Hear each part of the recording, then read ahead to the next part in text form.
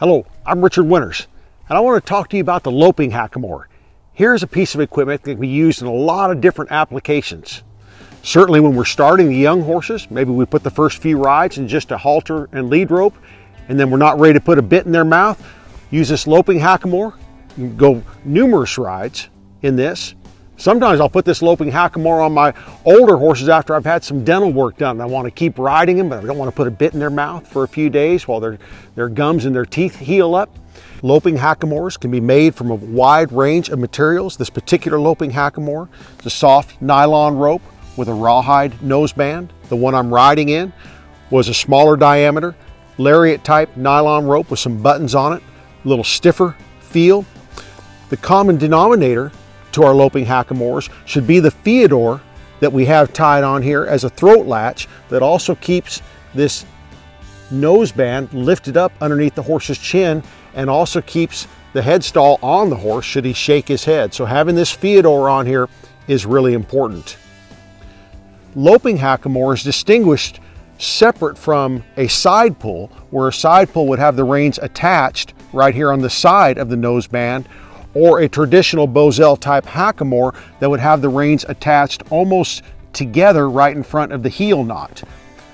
But in the Loping Hackamore, the reins are attached at the base with a little bit of separation between your left and your right rein. Sometimes these Loping Hackamores can be really good if you have somebody that's working for you that maybe is not as experienced and you're not wanting them to ride your horses around with a bit, pulling and tugging on them. You can ride in this Loping Hackamore.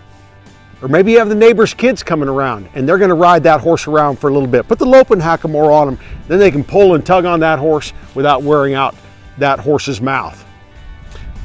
I think the term came about from the Texas cutters when they would have their assistants warming up and loping their horses around the cutting pen before they'd go in and work a cow. They would not put the bridle bit on them that they were going to compete on, but they'd ride them in the Loping Hackamore, again, to save that horse's mouth. And again, if you have a little less experienced hands, then the Loping Hackamore can be a little bit more forgiving. If you're going to introduce this to your horse, you want to make sure that you're doing a lot of things one rein at a time, getting that lateral work in, making sure they understand how to give left and right. I will sometimes go back to the Loping Hackamore when I'm going to work a cow and my horse is a little green on a cow and don't really understand how to go back and forth. I can take them and say, hey, let's get across there with that cow. Hey, let's get across there with that cow.